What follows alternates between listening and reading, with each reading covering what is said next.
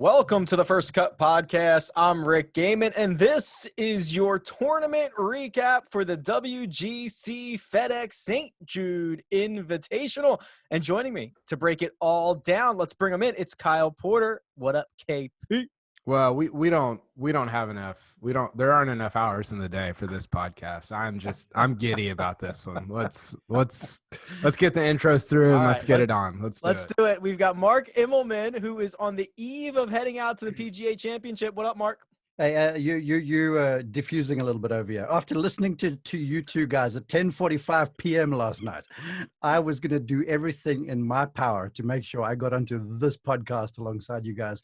By the way, how's it? Kyle, he called our conversation after round 3 drivel, I believe was the word. Another name for it would be correct. Would be on point, I think. Wait, Nostradamus, man, all props to you. I'm going to kneel at Mount Kyle for just about 2 seconds. Well done. I've only been doing this 8 years. I finally get one prediction right. 154 hole lead, 154. Yeah, yeah, real brilliant over here. The number 1 player in the world. No, good job. I appreciated the back and forth, the banter, you guys. It kept me awake for a little while. But there were 1 or 2 things that got my South African hair standing up a little bit. But you know me. I'm old and decrepit and cantankerous at times. Nobody's ever called you decrepit, I'm pretty sure. I just like to point out something Mark just said. Kept me awake for a little while is really what we strive for on this golf podcast. Right. Yeah. Not the whole time, just a little while. The First Cut Pod, keeping you awake for a little while. So my favorite golf listening. My dad actually told me, shout out Tom Hallex, last night that he fell asleep listening to our podcast. So thanks, Dad. Wow. There you go. It only kept him awake for a little bit of time. We are killing it. New segment. How about this? Driving the Tour, presented by Volvo. We get to provide our insights and analysis. And Kyle Porter, your insight and analysis from the round 3 podcast was second to none. You saw this coming with JT, and I think we have the clip right here. I honestly think JT's 2 back of the real lead with Fowler at 10 under, because I don't trust Brendon Todd's swing and I don't trust Ben On's putting. And so if you say Fowler's the real lead at 10 under and JT's 2 back, I don't know. 9 to 1's pretty sweet. I kind of think he's going to shoot like a 65 and win on Sunday. 65 and win. How about that, KP? He does exactly what you said he was going to do. Congratulations. Well, you guys should have seen me when he was on 18 and he flares it out to the right. And I'm thinking, just don't make a bogey here. Don't shoot a 66 and win. Like, I cared more about that hole than if I actually had money riding on the event. So, I mean, we can get into it. Unbelievable performance from him. Mark, I've got a little. Okay, so is that backwards? No, that's correct. Okay, so this is how many wins JT has this decade, and this is how many days are left in the decade. Well, 2 down, 23 to go. Hold on a second. Hey, Brendon. Yeah, nice to hear from you. Oh, you want to talk to Carl? He said something about your golf swing? Hold tight for a second. That's fine. Look, hey, here's the deal. We're not comparing these guys to me and Rick. We're comparing them to Justin Thomas and Brooks Koepka. And Brendon Todd was really good for 54 holes, and he was really bad for 18 holes. And, you know, that's kind of the way it goes for him. It's the brave man that calls it how it is, right? Well, yeah. I mean, it is what it is. And, you know, the JT and Koepka thing, well, you go ahead, Rick. Do we want to get into JT? Well, we're going to jump into JT real quick, but I know, Mark, you took umbrage with one particular phrase that Kyle mentioned in that round 3 pod. You called it Kyle called it the real lead. And what did that bring up for you? Well, it was the quip amongst many that sort of woke me up. You know, imagine that gif of who was the Undertaker, that WWE guy that just, you know, wakes up and he's alive. right out of the coffin. That was me on the couch. And I was like, because Kyle way back, and I don't hold grudges. Well, maybe I do, listening to myself now. My brother held a 2-stroke lead on the eve of the final round of the 2008 Masters. And there was a rule in the house not to watch any golf television whatsoever. So I go to the room and I switch on the TV and I'm watching Golf Central or whatever it was. And there's Brandel Chambly spouting off going, and Brandel and I are buds, right? And he goes, well, the real lead is Brandt Snedeker. Now that my brother at this stage is the Rookie of the Year and he's done a few things around the globe. And he goes, the real lead is Snedeker. So if Tiger and these sorts of guys just line up Snedeker and get in front of him, they've got the Masters won. So I took that sort of personally. And after Trevor won by 3, I called him out that evening. He was at some get together there. I'm like, Brandel, I got a bone to pick with you. And he's like, what? I'm like, so you called it a real lead, essentially slapping my brother in the face. Oh, no, I didn't mean it like that. Well, you know, so maybe the real lead thing sticks in here somewhere, you know? Well, Brandel didn't have the advantage of there were no strokes gained for Augusta National at the time. So he didn't know if Trevor was putting it well or hitting it well. If there's no strokes gained, what on earth are you going to do in November? I don't know. Watch golf or something? Maybe. Okay, cool. Let's do it together. All right, let's jump into this. Justin Thomas, your new #1 player in the world. Victory number 13 on the PGA Tour. As we know, the 3rd youngest to ever get to 13, Kyle, behind Tiger Woods and Jack Nicklaus. That is a pretty good list to be on. I think we know what you feel about Justin Thomas in the future, but talk me through what you saw on Sunday, because I think he was magnificent. Well, the thing that stuck out to me on Sunday, and I'd actually like to hear Mark kind of expound on this, because he's got a better viewpoint and knowledge of it than you and I do. JT is so good at swinging different speeds, right? So he'll go as hard. I don't know what his swing speed is off the tee, but he'll go as hard as he can off the tee. And then the shot, I keep going back to the shot on 16. So he punches out and he's got like 102 in on 16. And it's kind of a weird angle. It's not a great angle, honestly. It's kind of over that trap at the front of 16. And the smoothness with which he swings from that distance. I mean, I texted our group chat. I got a take for you guys. I said, if Rory had JT's game from 125 and in, he'd have like 9 majors. And another one of the guys said maybe like 19 majors. I mean, he's so good from 125 and in. And I think that ability to not just be super long off the tee, but to slow it down and have that kind of control from 125, 150 and in. I don't know.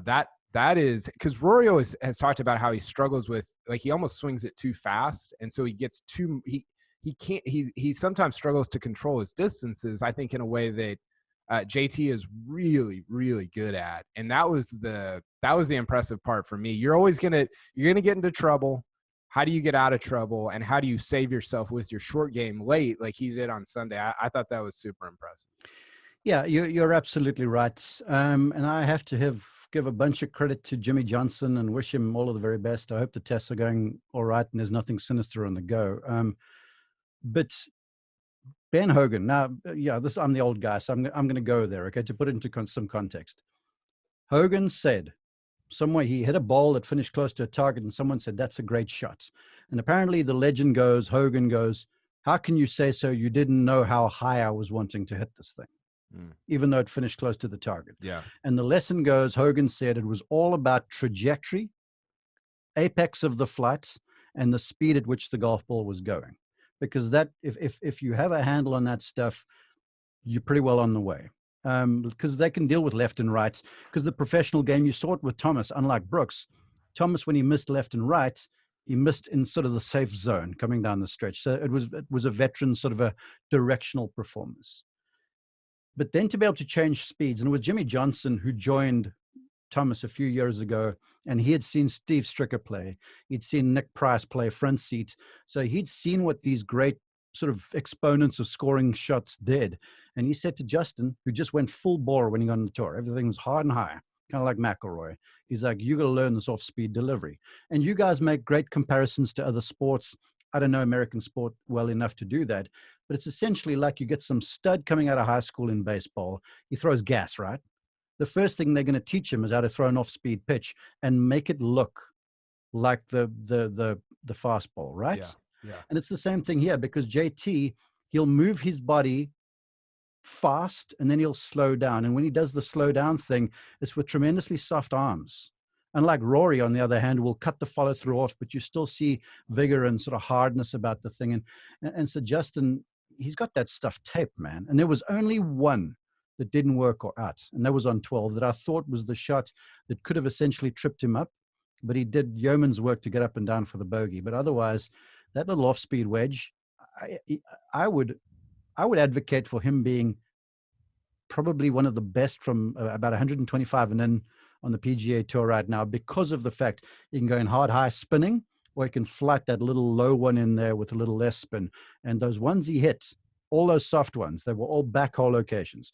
12, 15, 16, even the one into 17, because if you hit a ball hard out the rough, it flies. Yeah. And he, even out of heavy rough, he went smooth, he went soft. I mean, it was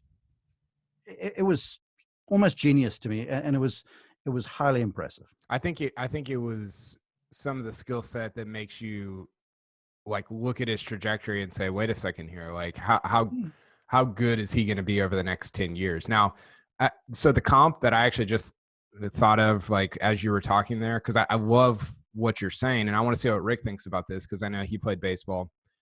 A little Mark Pryor-ish in that, like, I think the mechanics are, I don't know that anybody has better mechanics in terms of the swing. And he always, like, Mark Pryor always threw hard. I can't remember exactly how his career went, but I think it was not until he turned pro where he learned some of the off-speed stuff. And then that's elite as well. What do you think about that, Rick? Well, that's good because, okay, when you're Mark Pryor and you're like the #1 high school pitcher in the country by a mile, you don't need anything but the fastball, right? Like, you just blow it by everybody. It is only when you get to the majors that you have to learn this stuff. And honestly, I've been it reminds me a lot of Justin Thomas, because I think his game is so mature, or it's getting so much more mature. I think that he, on 15, he gets away with a really poor shot that he hit that gets lucky, goes across the cart path. But like, in that moment, he can take advantage of it. Or he knows when to put the foot on the gas, or he knows when to just take his lumps. And I don't know if that comes from his dad being an influence on him growing up and setting that mindset, Mark. But I just feel like he is so much more mature than a lot of the other 27-year-olds on tour. You've hit the nail on the head. You call it mature. I kind of call it old school in a way. And you have to credit his father and his grandfather, both PGA professionals, and his dad. Whenever I catch up with him and I see them on the range and I talk to him on the course, I'm like, so what are you guys doing? Trying to get the golf swing inside.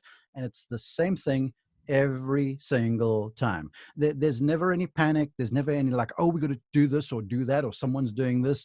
There is this maturity, to use your term, which is very appropriate, but it's this old school kind of thing to him, because the new golf ball needs to get it hit hard. The thing spins less, so you've got to hit it hard to spin it.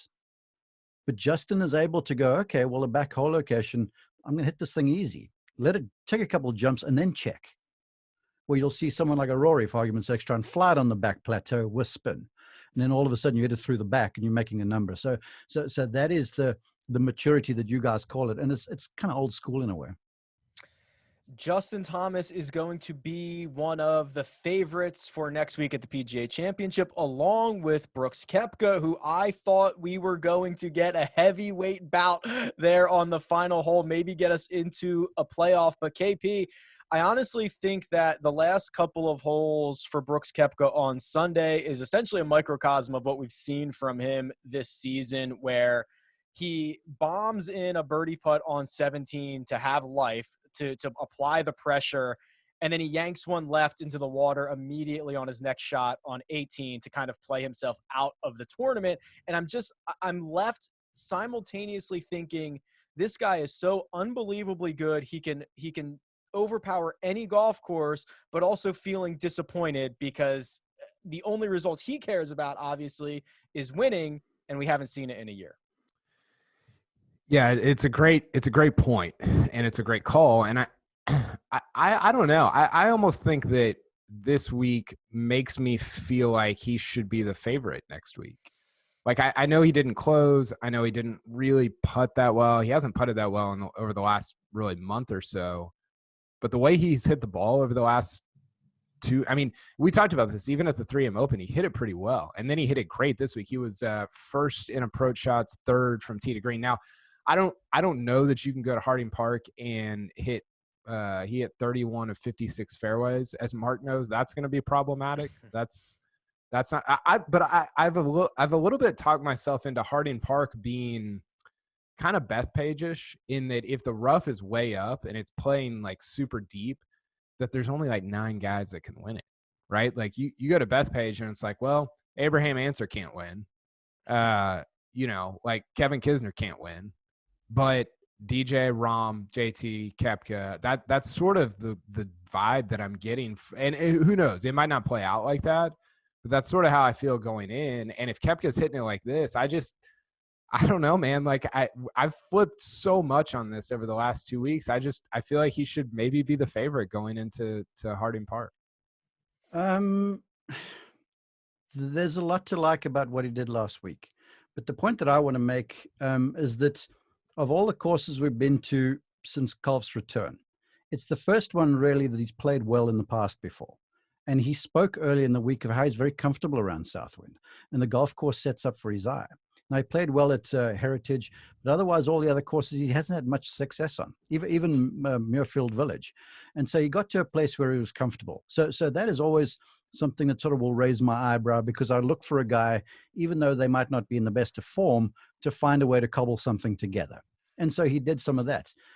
The thing that I think is good news for Koepka, but I wouldn't install him as a favorite just yet, is that he got a barometer on how the golf swing's operating under pressure, because the pressure late contending for a tournament is different. You can't simulate that anywhere. And we saw a couple late rights on 16, 17, and then we saw the fast left on 18. So to me, you talk about it being able to drive it. Now, you made a good point earlier where you were like, okay, well, if you can bash it off the tee, you can get some short clubs out of that heavy rough. And so you got the advantage. Certainly, but I know this for certain. If you're fighting a right-left miss around there, you're going to have yourself a pretty tough time. So look, right now, there's sunshine on the horizon for Team Koepka, more than there has been in a long while. And you've got to give Pete Cowan credits. You've got to give Claude Harmon credit for saying, okay, let's get another voice in here and maybe help him over the hump. You've got to give credit to Phil Kenyon, who came in and neatened up the putting stroke in a hurry. I mean, that thing was messy the last few weeks, and they did incredible work in just a couple hours. So there's a lot of good stuff going on. Does he have all sorts of confidence? Great. Yes. And that's great for him because that's how he operates. But I still think there's a little bit of going to go, and maybe he continues to play into some form. But the one thing he knows for sure now is, what do I feel like when the pressure's up? Because the thing about contending this week in Memphis, from tee shot number 1 on Thursday, you're feeling like that the entire week in a major championship. And so you're playing under that level of pressure, that modicum of pressure. And so it exposes stuff in a hurry. So I think he's got an idea, and I'm sure they'll work into this come Tuesday, Wednesday, or whenever they decide they're going to work for the next couple of days. I like that a lot. I think the growing optimism around Koepka, at least for myself personally, just seeing the upside, seeing the ceiling's unbelievable. He can still just thrash any golf course. It's unbelievable. I want to pivot back to Justin Thomas for a second, gentlemen, because I think we should charge $9 a month to read our group chat. Because there was a good Justin Thomas, Phil Mickelson. This stemmed off of what, KP? This stemmed off the 25 wins in a decade thing, right? And then we started comparing Phil Mickelson and Justin Thomas's career trajectories, which kind of stemmed off of Bones being on JT's bag, right? This is how this whole thing evolved. Yeah, which, by the way, I needed JT to ask Bones to pull a pin late, like last 3 holes. That would have been to really. That would have been sick. Hey, did you see? Apparently now you can't believe everything you read on Twitter. apparently. But I saw that when Phil walked onto the first tee, he didn't even look as much in Bones' direction. He sort of shook JT's hand. He's like, "Okay, let's roll." There weren't any pleasantries at all. And again, Don't that's we on think Twitter. that they exchanged pleasantries like on the putting green earlier? And they didn't I have to say hello on the first tee. I don't know. Again, you can't believe I just saw this on Twitter and it made me giggle. Okay. So I'm glad you brought this up. Of course, I'm glad you brought it up. JT won. I think here's what I was thinking about on Sunday. It's almost like I feel like JT's career is kind of going like his tournament went, to where on Friday night, can you see it coming? Maybe not.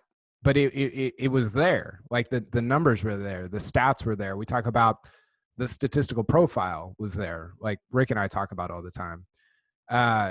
Is it definitely going to play out with him winning the tournament? No, of course not. Like a couple of times, Brendon Todd's going to win that tournament. Rickie might win it. Brooks might win it, whatever.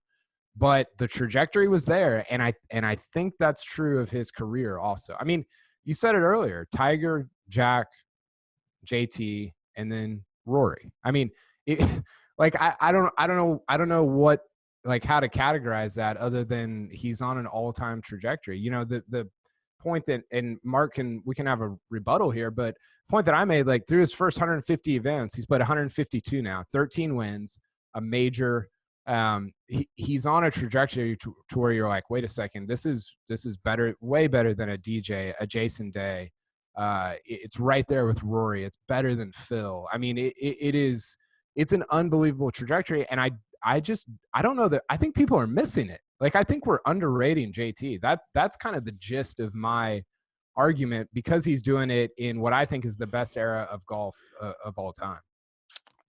Nobody is underrating Justin Thomas. Nobody whatsoever. And most notably, his peers.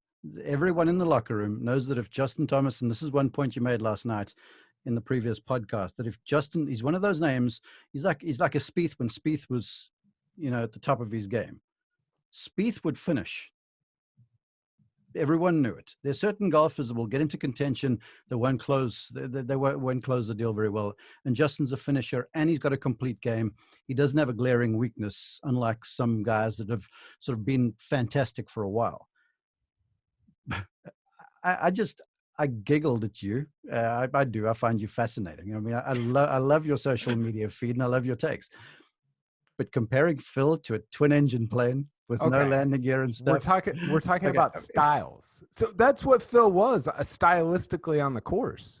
He's all over the place. I mean, he I think he was at the Should 16... I remind you of a podcast that you guys did where it was listing the all-time golfers of all time during our pandemic thing, right?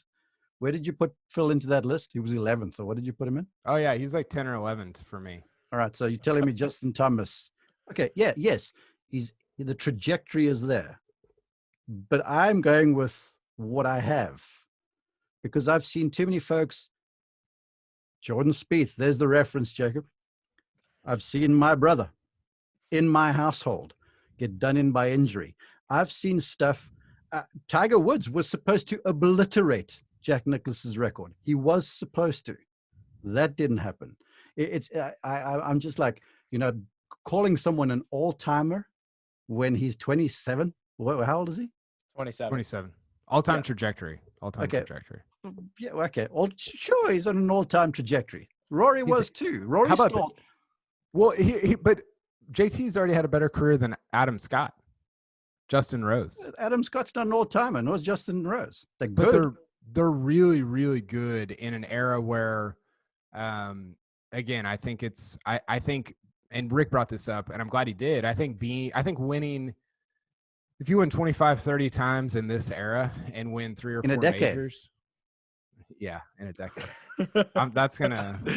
Yeah, are you gonna live that one for a while? Are you gonna keep that note card? Yeah, by your desk for the next 10 years. How does this work now?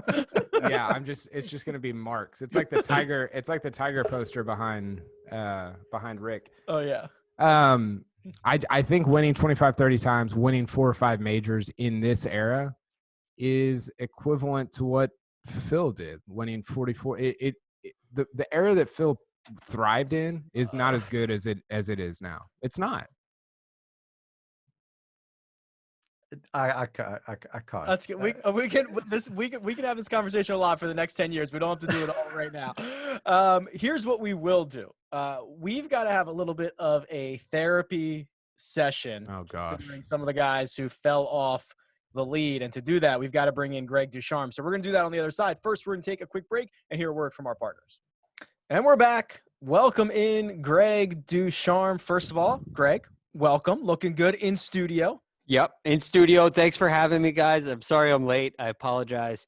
But it's been tough. I've been kind of coping in this after this final round. So I needed really the first half of the show to kind of get myself organized. You missed my decade of JT counter.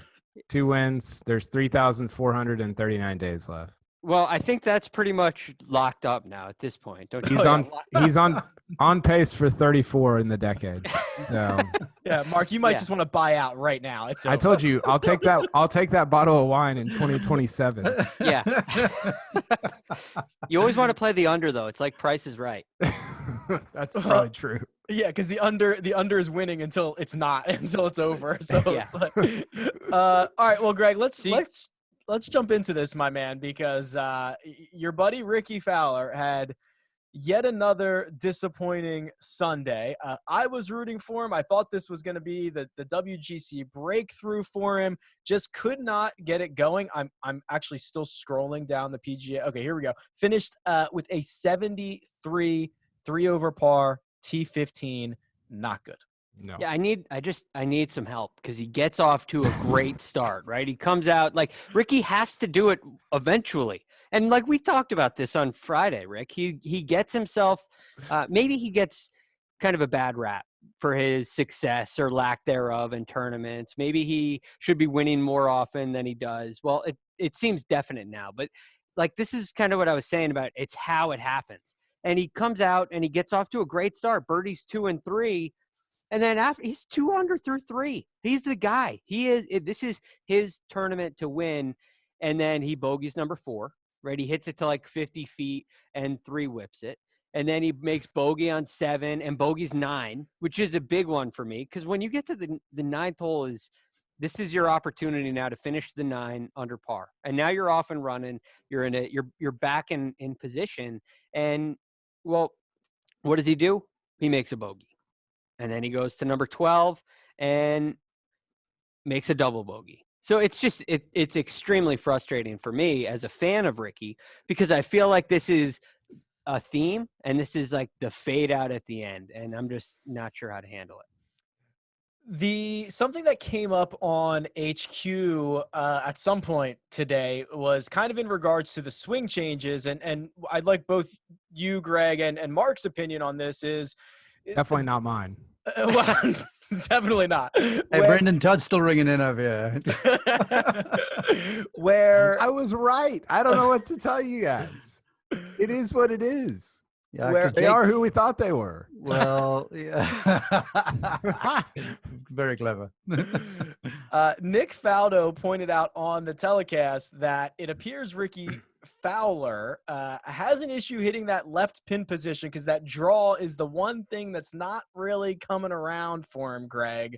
And I'm just wondering if that's like, we've seen the progression through the swing changes. If this is just like the one last little thing he just can't get right, and he's blocking it out to the right, and it's costing him a few shots.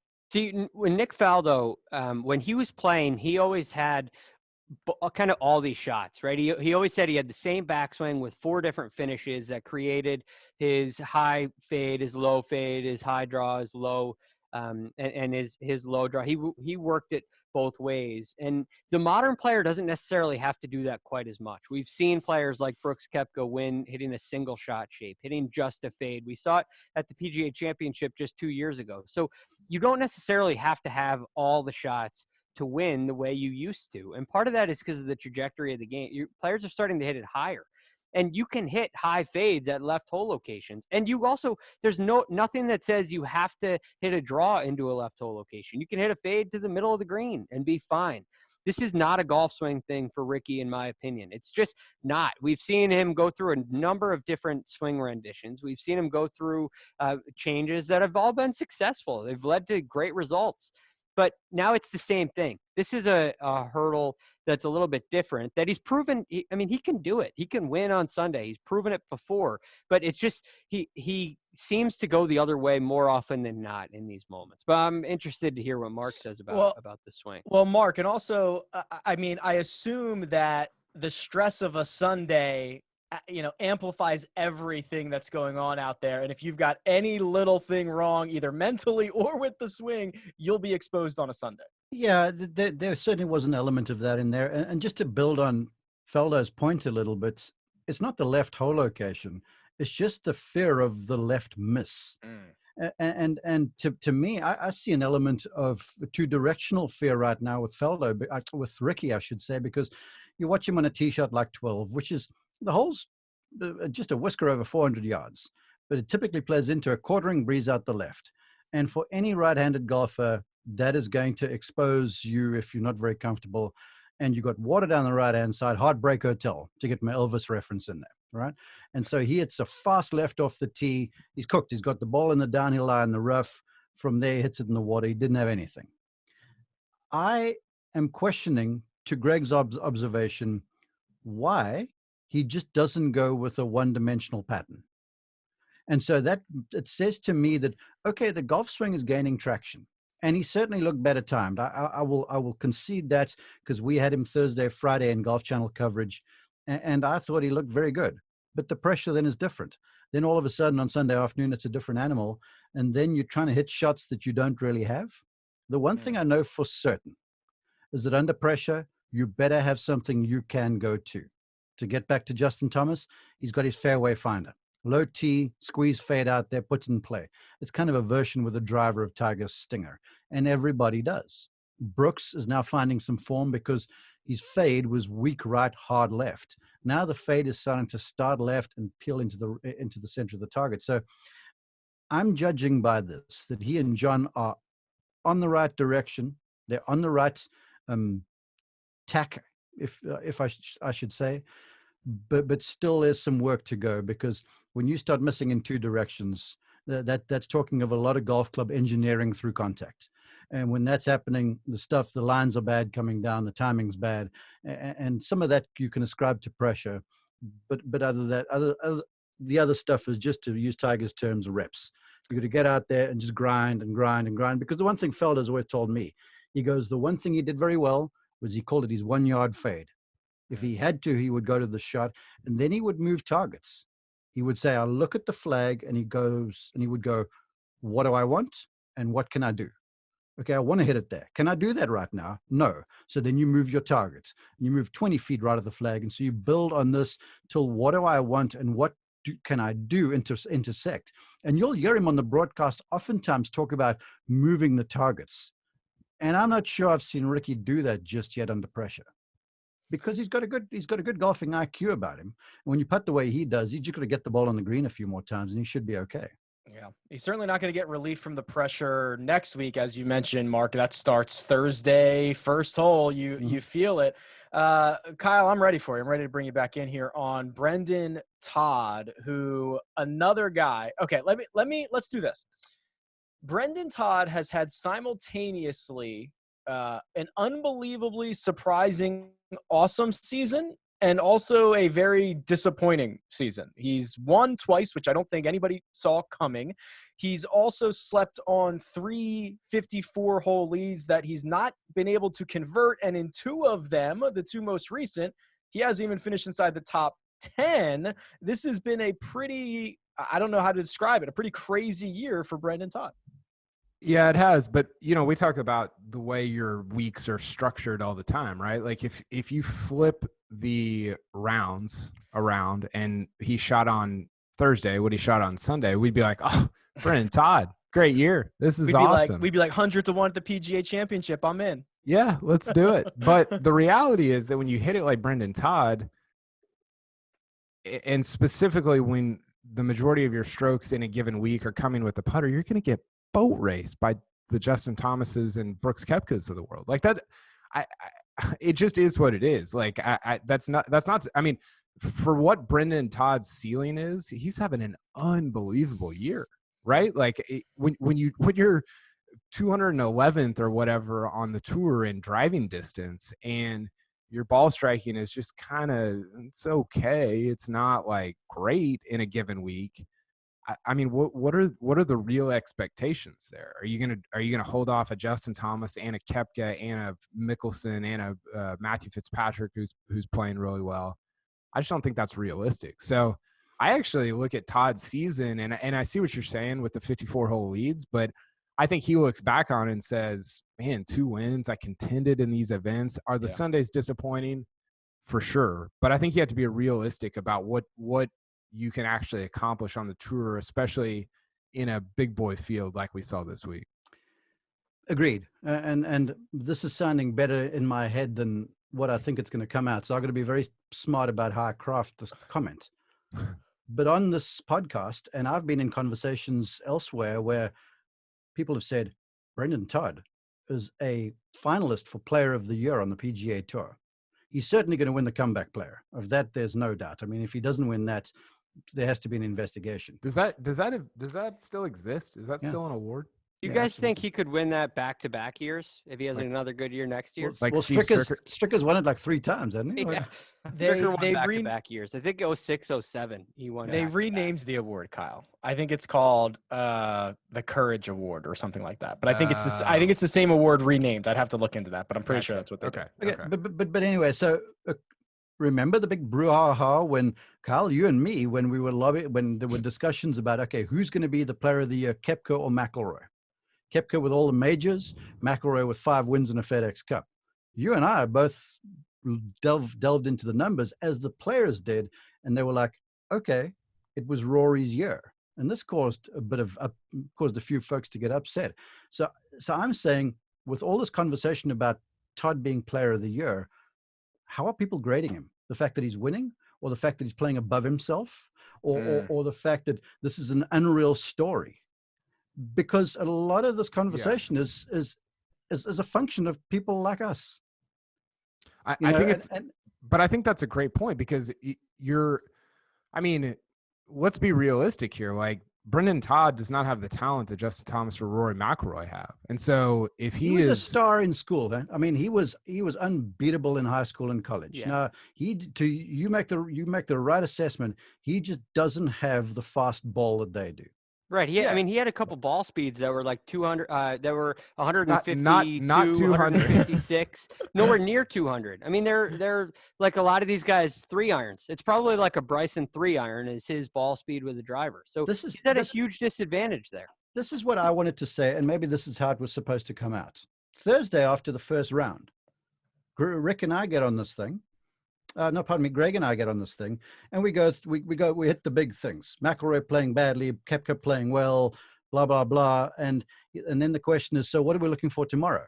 And I loved the easy pick. Well, I'm looking for Rory to play better. You can get in the 60s, and I'm looking for this and that. And then eventually something grabbed me, and I'm like, get your head out of your rear end. And someone just has to acknowledge that Brendon Todd is playing some fantastic golf, and he's done so the entire year, and we have to give him love. Yeah. Rick and I gave him basically the win on Friday night. We tried. We tried. But then it's the same folks that are going to have a whole bunch to say about the guy. Well, that's 2 now. The Travelers, he stumbled with Dustin Johnson alongside, and now he's got a thoroughbred field alongside of him, and he stumbled too. But I don't feel like that's fair to him. Like, it would be one thing if that was John Rahm, and John Rahm blows a 3-stroke lead at the Travelers, and then he blows a lead at the TPC Southwind. But for Todd, it's like, I don't know, man. Still a great story. Like, there's definitely a different curve that you're grading on, and so for him, is it disappointing? Absolutely, because he's going out there thinking, hey, I can win this, and he should. He's one of the best 50 players in the world right now. But the way that we look at it, I don't feel a ton of disappointment about the way Todd is playing overall, because he's in all of these events. It's incredible. Amen. And I want to take this to kind of an ethereal level, just real fast. This guy ought to be inspiration to everybody who's struggling with their golf game right now. Because he was in the doldrums, man. There was a graphic that they showed that CBS put together where it was like a graph of where his world ranking was. And the dude was inside the top 50. All of a sudden, he was outside the top 2,000. And, you know, this week he had a chance if he won, which, again, this is like with your board. And you're like, well, if Justin Thomas does all the right things. And people go, so if he won, he could have been inside the top, what was it? 13, I think it was. Correct me on the numbers. But this guy is an inspiration. And my head is off to him. I'm like, man, that sucked that it didn't finish out well. But good on you, man. You just keep on getting up, and you've had the biggest get up of anyone in a long time. So this week last year, last year, he finished T53 at the Barbasol to move into 884 in the world. Yeah. He was outside the top 2,000. This is not like a Tony Finau or a Rickie Fowler or a guy who's been a top player in the world who's like win stricken. He's won twice this year, and he's continuing to put himself in the mix. And he had the full swing yips last year. Yeah. Right? I mean, he had the full swing yips. Yeah. So to take anything away from him, these are learning experiences, right? I mean, if you're Brendon Todd, the takeaway is at both the Travelers and this event, you weren't aggressive enough early. You didn't make any birdies early. And it was basically, I mean, close to 9 straight pars both times. And you didn't get yourself in position to take the next step. You didn't give yourself any cushion to make a mistake. And so everything is kind of on that fine line because you're not making any birdies. And that's what he has to take going forward. But it's not a knock on him, right? I mean, this is a completely different situation than Rickie Fowler and Tony Finau to me. This is one of my favorite stories of the year. Heck of a year from Brendon. Todd, Greg, let's stay here with you. You won our matchup belt last week. How about that? Congratulations. This is your first time. Greg. About that. My first matchup win. I've been struggling in that department a little bit. So it was nice to pull off that little victory. And yeah, I'm happy with it. The Berger, Fitzpatrick, Sung Jae Im getting a win over Leishman. Those are some big pickups for me there. So and look, Patrick Reed beating Tony Finau. That was a big one too. 7-4 you were. Why did we do 11? How do we get 11 props? Was that for a tie break situation? Nobody should earn a victory for the Rory Rahm matchup. That should just throw it out. Just 2 L's. Yeah. Also, I kind of agree. Greg, you get to share the I don't want to say winning because you guys had Daniel Berger, but you and Mark both had Daniel Berger in the one and done pool, but that now pushes you up to 4.7 million points, a pretty commanding lead in our one and done, but we've got a big tournament coming up, so don't get too ahead of yourself. Yeah, I mean, you're talking about it's got to be 2 million, over 2 million points next week. So this is really the big one. So it's there's a lot of golf left to be played, and I kind of feel like Justin Thomas right now in the Player of the Year race. I'm definitely the front runner. I should definitely, if I do what I'm supposed to do, I should be the Player of the Year at the end of this year. But there's still a major upcoming, and there's maybe a Webb Simpson or somebody who could jump up and take it from me. Yeah, this is when you look at what bullets you got in your ammunition still. You're like, Yeah. oh, dang, I've used Justin Thomas already. Dang! Yeah, when Greg rolls out Scott Stallings for the PGA Championship, where we know he's emptied the chamber. I already picked him. He really did. I can't believe we didn't get we didn't make a pick for Barracuda. And we could have had I could have picked Alonto. He would have been like a favorite. Next week, PGA Championship, gentlemen. Greg, you and I are going to do a full DFS breakdown here, but it should probably be no surprise that there's a couple of big dogs atop the William Hill betting odds. Now co-favorites, Justin Thomas and Bryson DeChambeau at 10-1, and then immediately behind, Brooks Koepka, Rory McIlroy, 11-1. Yeah, man, Justin Thomas is playing so well, and he's kind of shown – I think he can pull something off back-to-back. But I'm interested to see there's going to be a massive temperature change. I mean, you're going from Memphis where it's like 90 – it's hot. down there. Ask Kyle. And then you go over to San Francisco and it gets extremely cold, right? You're talking mid 60s with some wind blowing. You're going to see sweaters out there, and so I'm excited to see what happens with that. It's like a, kind of going to a different part of the world. So very excited to see. But for me, the guy I'm looking at, Xander Schauffele. I think he's just kind of building. He's peaking. T6 so far this week. So I think Xander's heading in the right direction. I think the course will fit his game. Xander's been really, really good. KP, are we going to find out if Bryson's mad scientist stuff works next week, right? This is what we've all been talking about. Yeah, I don't know. I mean, the PGA is obviously substantially different than a Masters, a U.S. Open, an Open Championship. I think if you look at the PGA, it's normally the most akin to a PGA Tour event, right? Like in terms of setup and all that stuff. So I don't know that we'll get a true sense of like a I don't know. I mean, honestly, like I feel like Muirfield Village might be set up more like what we would view as a major championship a couple weeks ago than Harding Park. I don't, and maybe I'm wrong. Mark will be out there. I don't envision Harding Park being fast and firm. I envision the rough being long. I envision it being like Bethpage Black, like high rough, playing deep, kind of wet, kind of cool at times. And so I actually like Bryson next week. I don't know that it tells us about his like major championship potential at the other three majors, but I kind of like his game going in terms of, I said this on HQ. If you're the long, everybody's going to hit it in the rough. If you're the longest guy and you're hitting sand wedges and gap wedges out of the rough, and Kevin Kisner's hitting a 5-iron trying to get it through that rough, I mean, you just have such a distinct advantage that I think he's going to have a good week. Okay, Mark, you're not on site yet. Obviously, I'm very interested when we get the breakdown, but what are you expecting from TPC Harding Park next week? Well, I've gotten word from a couple of our crew out there already, and they're like, pack cold weather clothing because it's chilly. I mean, they say it's mornings are high 50s, afternoons are 65 and so, but it's colder than that because it's that damp cold off the bay, which for me, all of a sudden kind of narrows the field already. The folks who are battling injury, Jason Day here is playing into form, and all of a sudden next week he becomes a question mark because he battles a tender back. Tiger Woods, I'm keen to see what Brooks Koepka and the knee feel like next week, because the golf course has got some ups and downs, but if there's moist conditions underfoot, that just becomes a very tough walk. Because you can't get as much traction on the ground. So that's the first thing I'm interested to see. And then the next thing is just how the golf course has been set up in comparison to what I saw in late February. When I saw it in February, we were given a grid of what the course looked like for the public play and where the fairways were cut to. And these fairways are like 20 yards wide in places.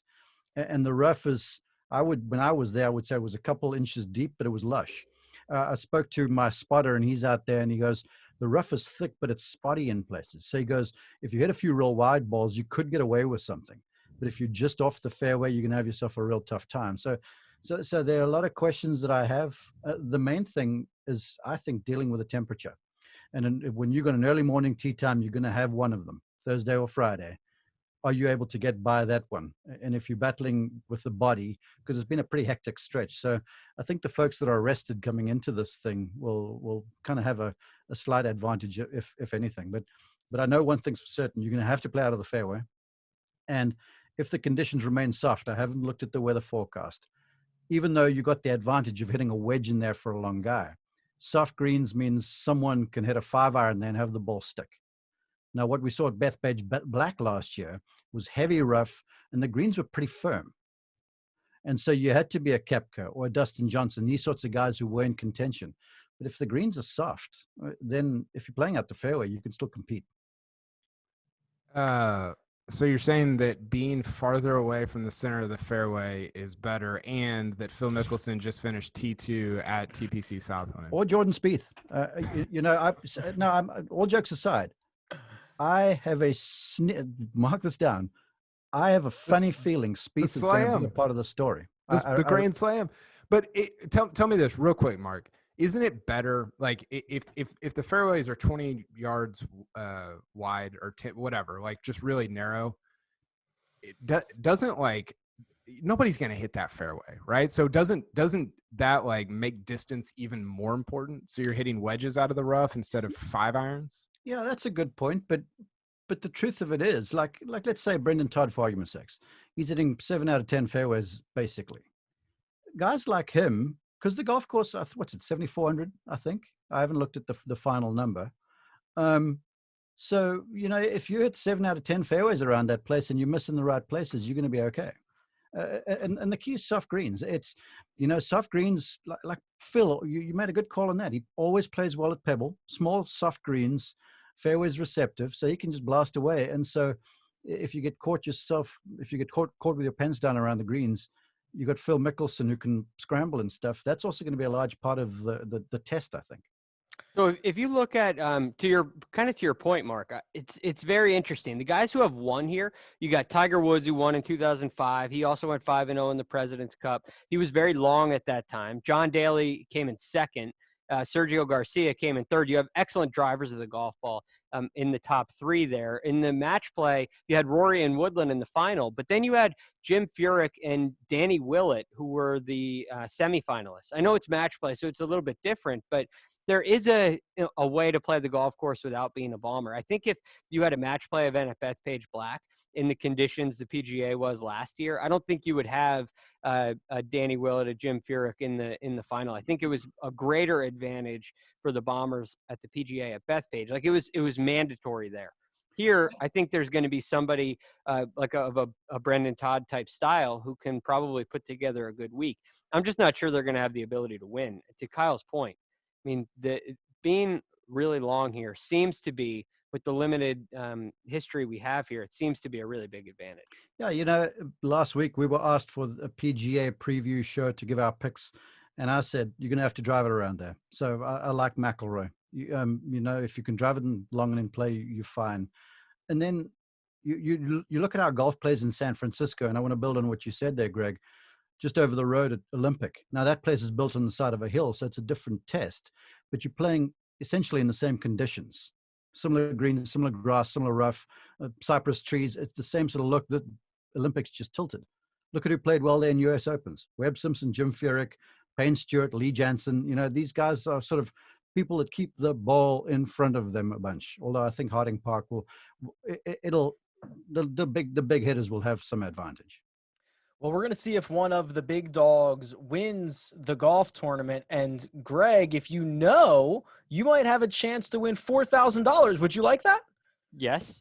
Okay, here's a way to win $4,000. The props game for the PGA Championship already live. That's right, right now, over at cbssports.com/golfprops. And for the PGA Championship, you can win $4,000, biggest prize we've had yet. I've already come up with the questions. They're already out there, and I've got one here for you, gentlemen. Greg, the question is, will one of the big 5, everyone knows what that means, win the PGA Championship? And just for those uninitiated, the big 5 being the top 5 betting favorites. So that would be Justin Thomas, Bryson DeChambeau, Brooks Koepka, Rory McIlroy, Jon Rahm. You can have those guys, or you can have the field. I'm going to take the field because of what I just said earlier, right? I mean, you didn't mention Xander there, so I'm going to go with the field, but it's a tough one. It is a tough one, KP. The goal was to kind of split up the win equity, right? If the top 5 guys have like half the win equity, maybe the rest of the other, 151, I don't know how many are in the field next week, would have the other half. Do you want the big 5 or do you want the field? I think I want the big 5 just because of the driving distance thing that I mentioned, and those guys are among that group. I have no idea who to pick. Like I said last week, I was feeling Rory. And then you watch him at Southwind, and you're like, is he going to win the P? I might pick JT again. Like, I don't like picking guys back-to-back weeks, but he might just be on a heater. Like, that number might be 35 next week. Yeah, you're going to run out of note cards there with all these wins that JT is racking up. I agree. This is a very difficult one. I mean, even Patrick Cantlay, who played himself out of the golf tournament on Thursday, played awesome on the weekend. Mark, I know you like Rory. Can I offer you him and the other 4 against the rest of the field?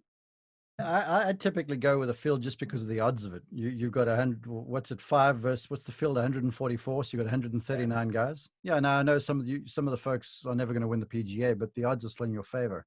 And you reference Cantlay. I mean, he popped to mind. Xander is a good pick. I think someone like a Justin Rose, even though he's been playing poorly, could be a wild card. There's some guys to bear in mind, but the way the 5 is stacking up, I'm with Kyle. I'm going to go with the 5. All right, final word here, Greg. Late breaking news: John Daly has withdrawn from the PGA Championship. Your first reaction? No carts. No carts. Can't play. That's it. All right, that'll do it. We'll obviously be back all next week for the only major championship of the season. I'm obviously very excited about it. Let me thank Mark Immelmann, who you can find on Twitter at Mark_Immelmann. Let me thank Kyle Porter, who you can find on Twitter at Kyle Porter CBS. Let me thank Greg Ducharme, who you can find on Twitter at TheRealGFT. You can find me at Rick Run Good. This has been The First Cut. We'll catch you next time.